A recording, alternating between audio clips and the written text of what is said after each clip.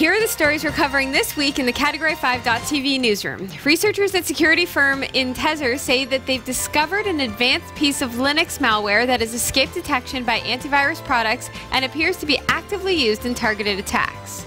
Effective immediately, flying drones in Canada without a license could mean fines of $1,000 for recreational users and $5,000 for commercial users. The Australian National University has fallen victim to a fresh breach in which intruders gained access to significant amounts of data stretching back 19 years. And look out, RoboCop is already starting to think. Scammers who use dating sites to trick people into handing over cash are being spotted using artificial intelligence. These stories are coming right up. Don't go anywhere.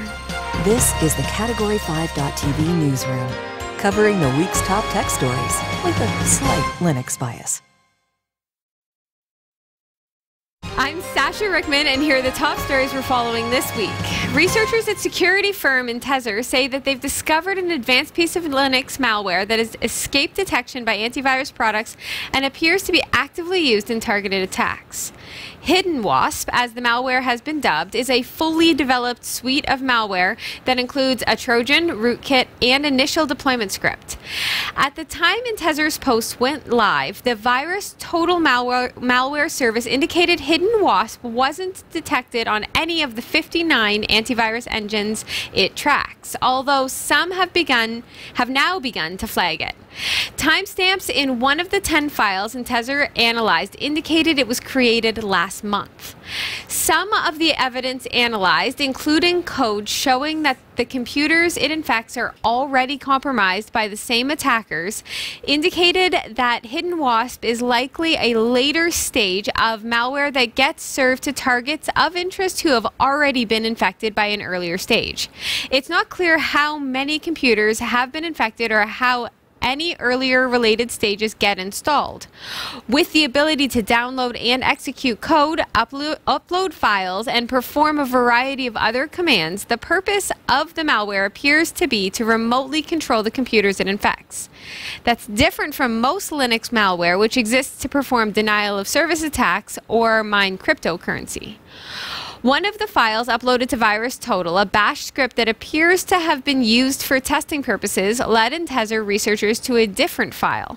The new file included the username and password for accounts that appear to have already been added to give attackers persistent access.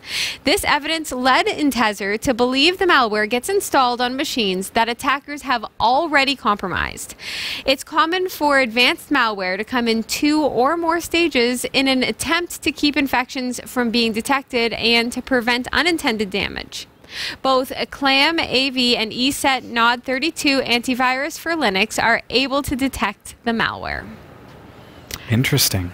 So I was just under this idea that malware just doesn't exist for Linux. I was like, it's perfect. We do kind of have that almost complacency. Yeah. And that comes from the fact that most Linux users are not running as root, or to put it into Windows terms, administrator. Right. Right? So if you got a malware infection, it's probably going to only impact the user that you're currently running as. Mm-hmm. And so, therefore, malware developers have not really focused on Linux because of the fact that they can only gain access as that user.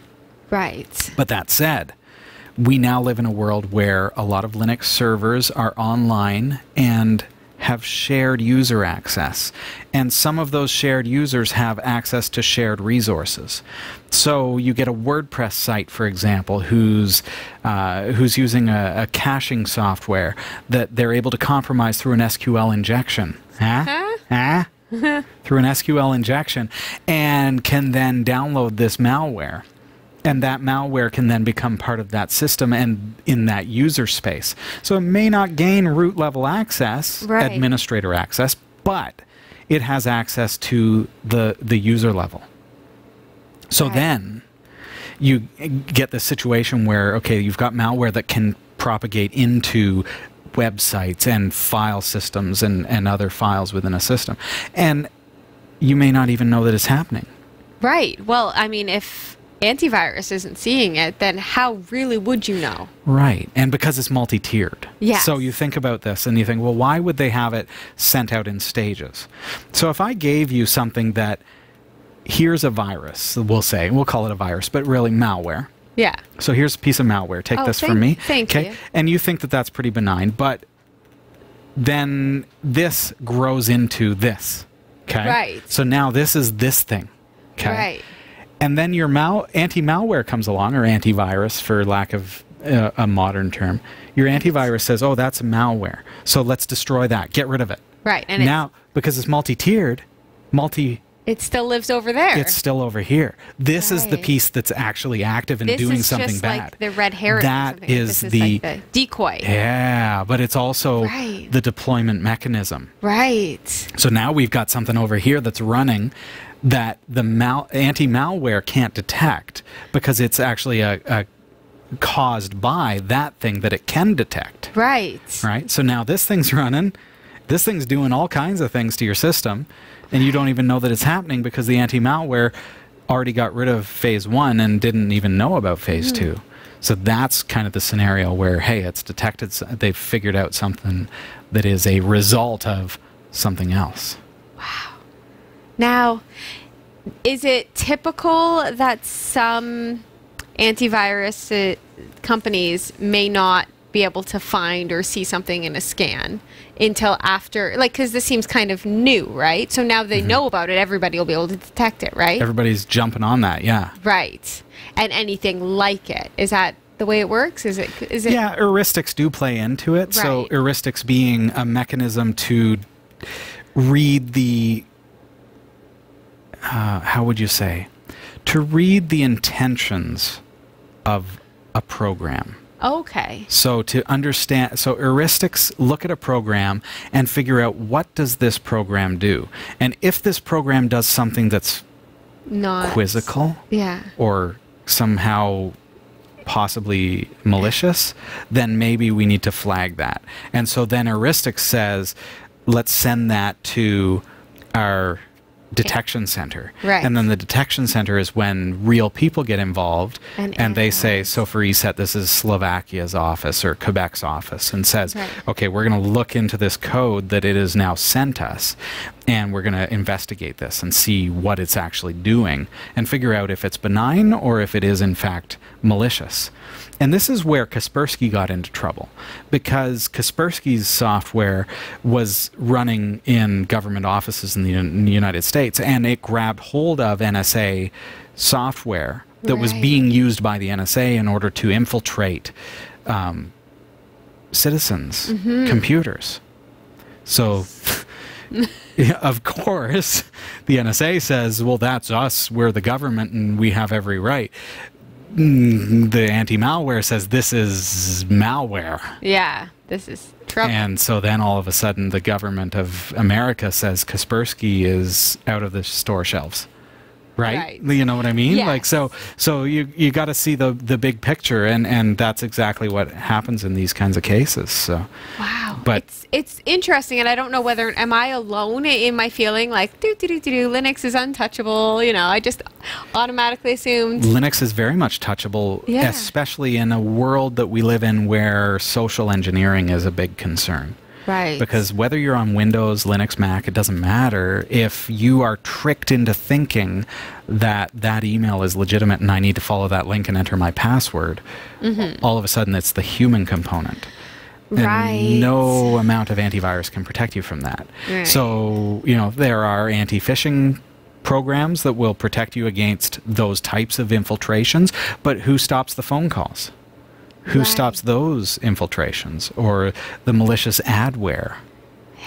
Right? And when I say adware, I mean like going onto a website and an advertisement pops up that seems legitimately to say your computer is infected. Click here to inoculate your, you know, Yeah. whatever. Or the then you- email that says, here's your password. I know your password, and therefore send me Bitcoin. Right. I've hacked your computer, right? No, you hacked Bell Canada back in 2016 and gained access to their entire database of users, and now you have all of their usernames and passwords. Right. True story. And so with that information now, with that data, I can now take it to Sasha and say, haha, you're a Bell user. Yeah. Here's your password. I've hacked your computer. I know your password. And so it convinces me. Social engineering. It tricks me into thinking, oh yeah, that is my password. I better give you money. So I had better. They obviously have hacked my computer. Right. No, they hacked Bell. Right. And they will only need this money one time. Yeah. No, it's all a trick, folks. Yeah. Along that vein, Have I Been Owned is a great service that will help you to determine in those kinds of cases whether or not your email account or other accounts have been compromised on third-party sites. And this is exactly why we warn, don't use the same password on this site and that site and this site. If you use the same password as your online banking and your Twitter account on Joe Schmo's forum, and then Joe Schmo's forum gets hacked, and now the hackers have access to that username and password. Right. What are they going to do? They're going to try all of the banks. Twitter, the bank. Yeah. They're going to send you an email and say, I've got your password and I've hacked your computer. Send me Bitcoin. Right. Right? And you're going to say, oh, that is my real password. They know my password. Obviously, they have legitimately hacked me. Don't use the same password on multiple sites, on multiple services. That's just common sense at this point. But I have to reiterate the only way not to use the same password on different sites is to have a password manager. Because I mean, because we're not doing password 123, password 1234, password Twitter 1. Exactly. We're not doing that. We need to use a password manager for sure. Right. So do that. Are you doing that? I am 60% of the way there. In other words, she knows what she's supposed to do and she's not doing it. I am almost there. Do it, folks. You're almost there? I'm almost there. I have a password manager and I've been She's not there. I'm not there. She's not there. Please don't hack me. But if you get an email that says, here's your password, just know that it's probably not legitimate. I'm just going to call you. Yeah. I see. Right. Effective immediately, flying drones in Canada without a license could mean fines of $1,000 for recreational users and $5,000 for commercial users. There are two different types of licenses now offered by Transport Canada, basic and advanced. The basic category is meant for people who never fly in controlled airspace or within 30 meters horizontally of bystanders. The basic category requires passing a $10 online exam, registering with Transport Canada, marking the drone with its registration number, and carrying the pilot certificate whenever the drone is in use. The advanced category requires all of the above, plus an in-person flight review and special permission from air traffic controllers whenever flying in controlled airspace. Users must be 14 years of age or older to take the basic exam, and they must be 16 years of age or older to take the advanced exam. Drones that weigh under 250 grams are exempt from licensing, and those that weigh more than 25 kilograms have their own set of rules. Transport Canada also reminds pilots that drones need to be flown where the pilot can see them at all times, below 122 meters, at least 5.6 kilometers away from airports, and no less than 1.9 kilometers from heliports. Okay. So that's all kind of commonsensical in that I think to myself, if you're flying a drone, you have to be responsible for it, right? Like because there are people out there just not doing the safe practices, right? So registering it makes sense to me. And I think it kind of alludes to the fact that we, as we want to fly drones, need to start with the toy drones.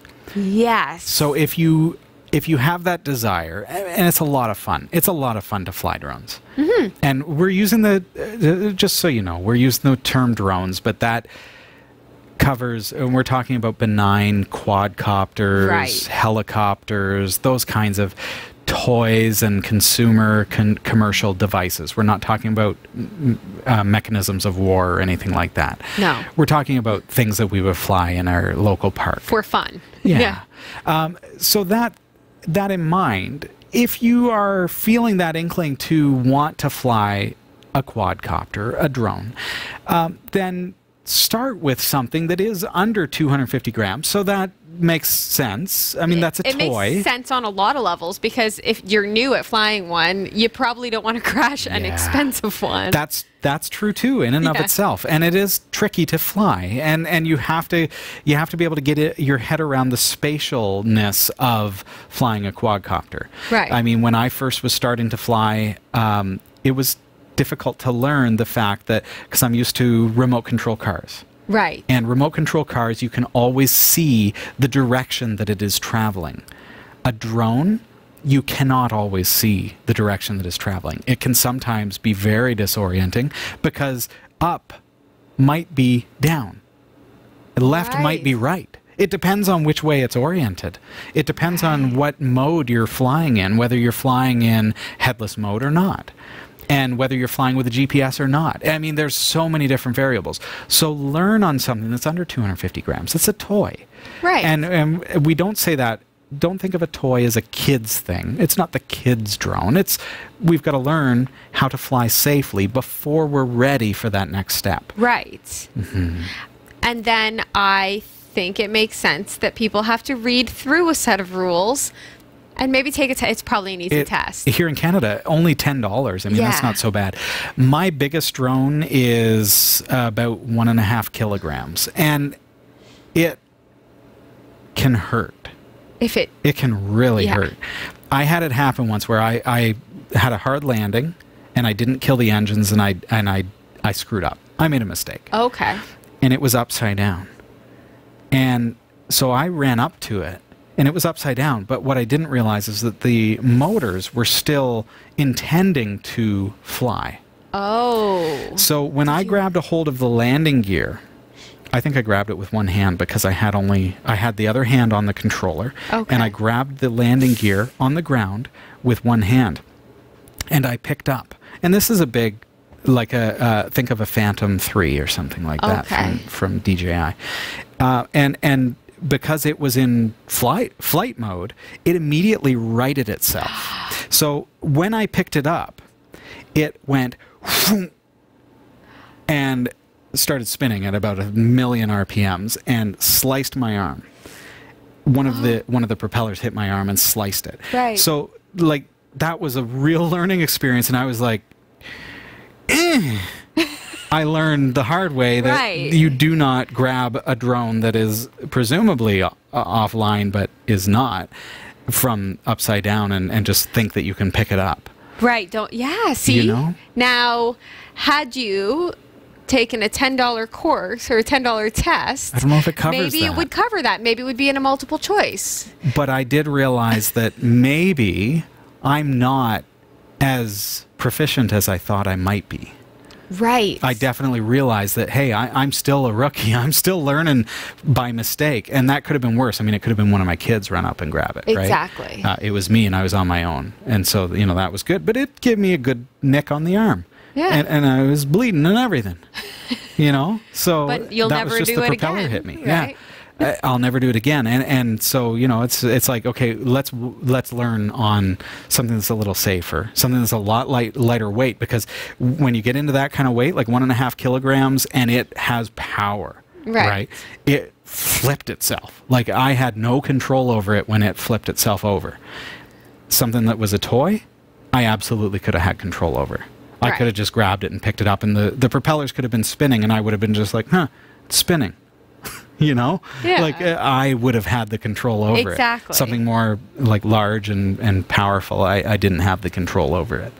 So, that's a bit of a learning experience for me. I've always found it interesting. I would love to use a drone to, examine like the inside of some of the caves and some of the hiking trails and stuff. Right? But then at the same time, I think to myself, well, if a drone had a camera on it, wouldn't it be great to like go to an outdoor concert and get closer? But then that's you're close to people. Exactly. That's dangerous. That's so dangerous. Yeah.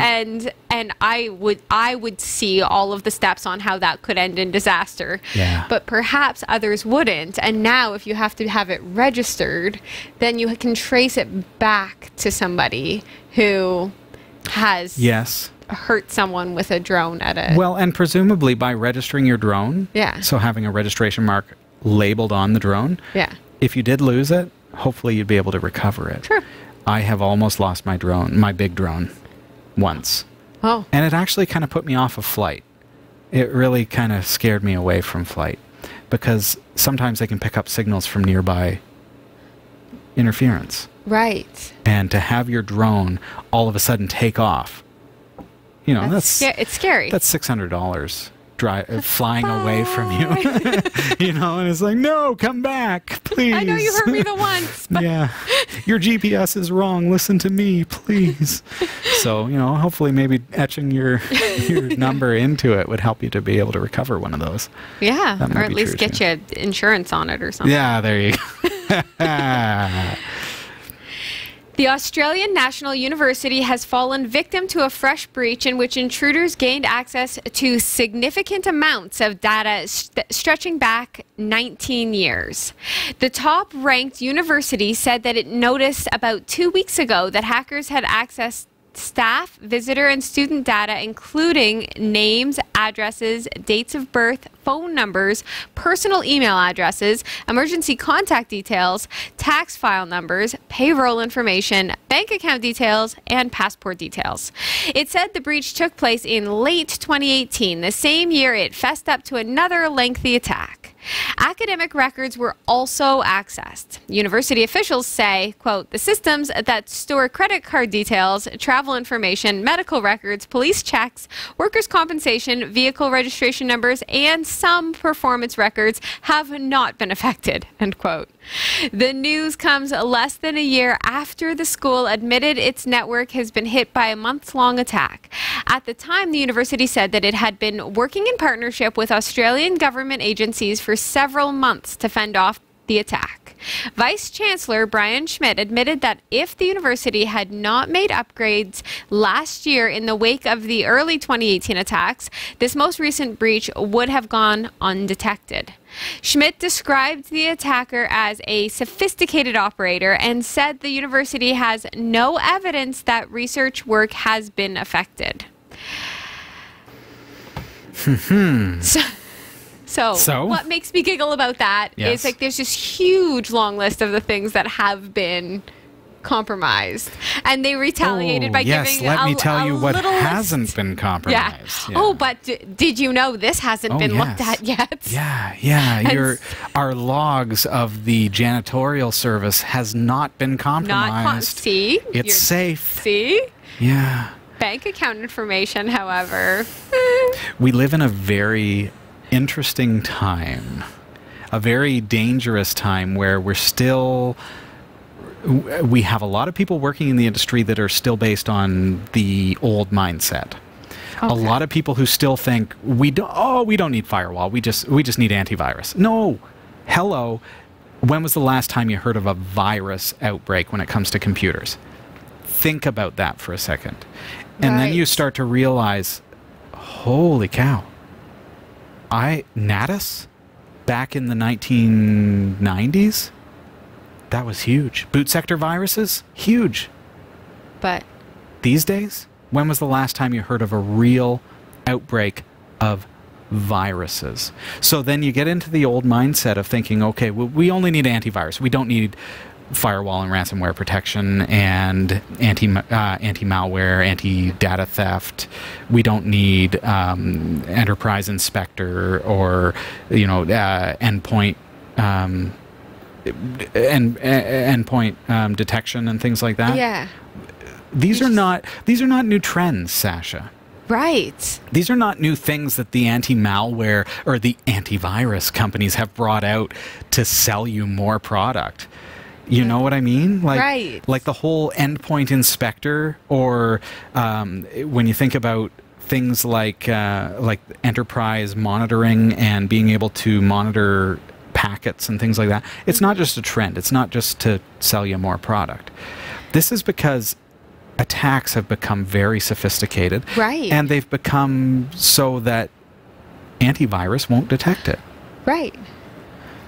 I mean, we just learned that like even Linux is getting, malware and, like it's yeah. So things can go undetected. You need to be more secure. And be The Foo is even bringing up Baltimore in our chat room, and we're not even going to go there. Wow, yeah. Because Baltimore is an entire situation of you have an IT administrator who is warning you of these threats. Like, am I the person who's warning you of these threats right now, and you're thinking like, oh, well, I don't want to spend the money? Like, Can we do a follow-up? Baltimore is that. Can we do a follow-up on the Baltimore situation at some point? I would really like to know where they are right now. No, wait 6 months and see if they've learned their lesson yet. Okay. Right? But then again, it's like, I kind of laugh because it's like, I could sell you the right product, but would you pay your bills on time? It's like, there's so much compounding issue there. Right. Oh, it's tricky. But when it comes to malware and the whole old mindset, you just can't have that mindset anymore. Right. And prevention is much easier than trying to clean up the mess after the fact. You're absolutely right. I say proactive prevention. Right. Proactive in that I've set up something to be able to detect and thwart these types of infiltrations. Right. At the endpoint. I'll be honest, my website came under attack today. Oh. This very day, it happened. And because of my proactive measures, I was alerted to this fact before it became an issue. Okay. I was able to patch against the very thing that they were trying to exploit. And I'm talking, this is not a small attack. And sometimes this happens, and I need to be ready for it, and you need to be ready for it too, because it could happen to anyone. But for me, so this was about 600 individual IP addresses. 600 Oy. individual computers attacking my website all at once today. And so I started, what did I do? I monitored the packets. I started watching, what are they trying to do? What is happening here? It's not a virus. These are scripts that are attacking various aspects of my system. Right. My server. They're trying to gain access to my server, essentially. Yeah. They're trying to install applications that will allow them back-end access so that they can have root-level access to my server and compromise accounts and things like that. Well, I'm not going to have it.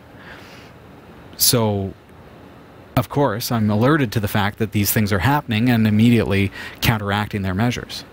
But if you're not, if you're Baltimore and you're just sitting there not paying attention, completely complacent and to the point of idiotic, and I apologize to anyone who is watching that is involved in it.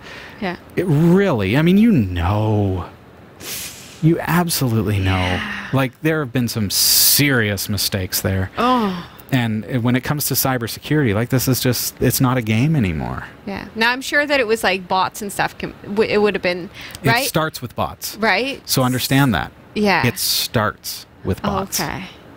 And then it develops into people paying attention once they have access. Bots are created by malicious parties in order to find exploits. Once those exploits are found, those exploits are either exploited, not likely. Those exploits are sold. Right. Okay? If I'm an attacker, what am I in it for? People say, well, why do people attack? Money? Money. Money. Yeah. So what are they going to do? So if I find a Samba share at a government office that is wide open because they're stupid, because they still have, because they still have Eternal Blue unpatched on a server. Okay? This is the NSA exploit that has compromised Baltimore. And Baltimore has... oh, it makes me angry. Baltimore has accused the NSA. Don't be stupid. This is an exploit that was revealed 2 years... Well, I'll be honest, a year ago. Okay. A year ago, it was absolutely patched and fixed. And a year and a bit ago, ESET had already patched against Eternal Blue. Okay. So if you are still in 2019 susceptible to Eternal Blue, you are doing cybersecurity wrong. Yeah, that's your fault. It is absolutely your fault. So yes, the NSA had to do with Eternal Blue. Yes, the NSA was utilizing Eternal Blue to compromise its citizens of the United States of America. But if you are still unpatched in 2019 against that threat that has been patched against for over a year, then you are doing something wrong in cybersecurity. That one's on you. Yeah. Yeah. So you can't fall back on that. I feel bad for getting you all riled up. I'm sorry. All right. I'll just stop. Oh, no, I feel like Jeff right now. I could get riled up. But the truth of the matter is it's a serious concern, and you see it more than most. So for you, Yeah. like, you're very aware of how prevention can save a million headaches and dollars. Yeah. Proactive prevention. Exactly, and that's it. Proactive. And it's not even proactive anymore when it comes to something like Eternal Blue. Well, that's the thing. That is ridiculous. If you're just figuring that out now, you're behind the times. If you have Windows XP anywhere, Yeah. you're doing cybersecurity wrong. Okay? Okay. Remember that. Look out, RoboCop is already starting to think. Scammers who use dating sites to trick people into handing over cash are being spotted using artificial intelligence. A neural network has analyzed profiles, messages, and images from real dating data to get better at spotting fakes. It sampled age, gender, and ethnicity, as well as the language people use to describe themselves. The results of the research are slightly mind-blowing. The AI system proved accurate at spotting scammers and fakes in a whopping 93% of cases. Computer scientists in the UK, US, and Australia collaborated on the AI-based system, which found that those making fake profiles were more likely to be men, 60%, and had an average age of 50. The system was trained using almost 15,000 profiles from a free dating website. The computer science project used the data from the service because it publicly posts fake profiles when they're discovered. Ultimately, the team hopes to create an early warning system that can spot scammers as they set up accounts and begin the process of contacting victims. The researchers said scams on dating sites and apps were hard to tackle because they were usually not large campaigns and were not generated automatically. The researchers suggested their methods could be harder to get around than some of the current approaches, which rely on blacklists and other basic technical tricks to thwart repeat offenders. They added, quote, "We aim to more broadly examine the available data on online dating fraud, seeking information actionable for enforcement and other countermeasures," end quote. How interesting that they'd be using AI for this type of This is a great protection, tool. if you will. Yes, especially because we know, like, humans are the weakest link as far as, like, protection goes Sure. against things like that. Not that we've learned that today. And I guess it's predictable when people are setting up fake profiles, but maybe they don't realize how predictable they're being. True, yeah. But Right? isn't it interesting that they can use AI now? Yeah. Like, AI is good enough at detecting these types of threats that...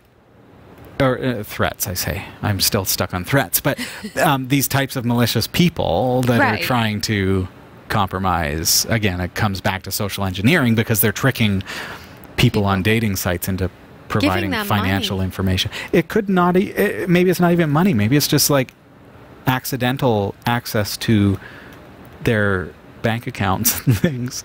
You think it's stupid. You think that it doesn't happen, but it's like, Definitely. I can picture I'm it. on a dating site. Oh, I see that you like dogs. What's your Right. dog's name? Oh, yeah, exactly. What's your dog's name, Sandra? Oh, yeah. Oh, okay. First password hint on the banking site, Yeah. right? Pet's name. Yeah. I mean, it's a Exactly. true story, right? Yeah. Those kinds of things And actually happen people these on days. I mean, some people aren't vulnerable on dating sites, but people who are vulnerable are sometimes on dating sites. So it's good that they're being given protection. Yeah. Vulnerable, I don't even know. Like, vulnerable as in Easily. maybe just you could... You want to just open up to somebody. Exactly. Like, what's your dog's name? Oh, Right. tell me about your life. You want to, you need to Yeah. interact with people. You guys are going down. Get to know people. Our AI is getting you. And the AI is going to stop that nonsense. Smash. Presumably, the dates are going to get a lot better, folks. They're going to stop stealing your monies. Just another, cybersecurity threat. There's another one that comes up tonight. What a fun news week this has been. Yeah, but you don't think of it as cybersecurity. It is, But though, it is. because social engineering is. And that's where it comes back to, I started talking about, antivirus versus anti-malware. And it's like, well, anti-phishing is a big deal these days. The protection against social engineering attacks is something that is very, very important, because users in a network, like if you've got a business with 100 people, you don't have time to make sure that everybody is smart when it comes to social engineering attacks. To the person who says, "What's your dog's name?" Yeah. Oh, well, I'm on a dating site and somebody's asking me about my life, and that's interesting. Yeah. And I want to interact with this person and see if they are What- also interesting. What that person actually would say instead of "what's your dog's name" is like, "My dog's name is this," and then never ask you, so that you take the bait and you're like, "Oh yeah, me and my dog Sure. Lucy went for a Yeah. walk." What's your sign, babe? Yeah, exactly. Right? And it's like, okay, your sign. It happens to be one of your banking questionnaires. Yeah. I want to make sure we're not related. What was your mother's maiden name? Oh, dear. Wow. Ding, ding, ding.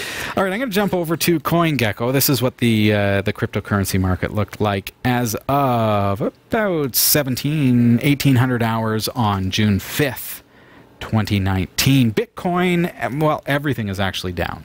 Bitcoin has been like, have you ever been on one of those Volatile. roller coasters that's just like this? Yeah. Yeah, volatile is the word, but it's more like just zoop, zoop, zoop, zoop. You may as well just like draw a bunch of squiggly lines, because it's down another $906 US this week. Litecoin is down 103. No, pardon me. It's down $13.30 US to 103.48. Ethereum is at $246.09 US, and Monero is at 86.14. Again, everything's down.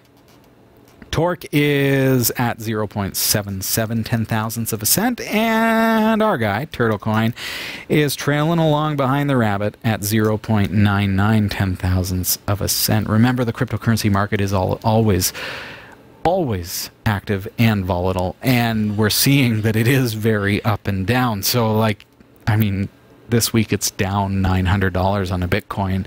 Right. So if you buy one, will it Go jump back up $900 next week? Like, that's what we've been seeing. It's been $1,000 up, $1,000 down, Exactly. $1,000 up, $1,000 down. You'd It's almost, like, if we you were don't know what's gambling by happening. buying Bitcoin, you'd almost want to just get right in on the trend and buy then sell, then buy then sell. Exact- But don't. every not, week. This is, yes. This We're is not making advice. we're not making financial This is- advice. We're but just jokingly saying you that's have what to be the trend has on been. it and just be Yeah. watching and somehow have the premonition to know when the down is going to happen. Basically, you have to be an alien with telekinesis Right. and superpowers Exactly. and that kind of stuff. Big thanks to Roy W. Nash and our community of viewers for submitting stories to us this week. Thanks for watching the Category 5.tv newsroom. Don't forget to like and subscribe for all your tech news with a slight Linux bias. And for more free content, be sure to check out our website. From the Category 5.tv newsroom, I'm Sasha Rickman. And I'm Robbie Ferguson.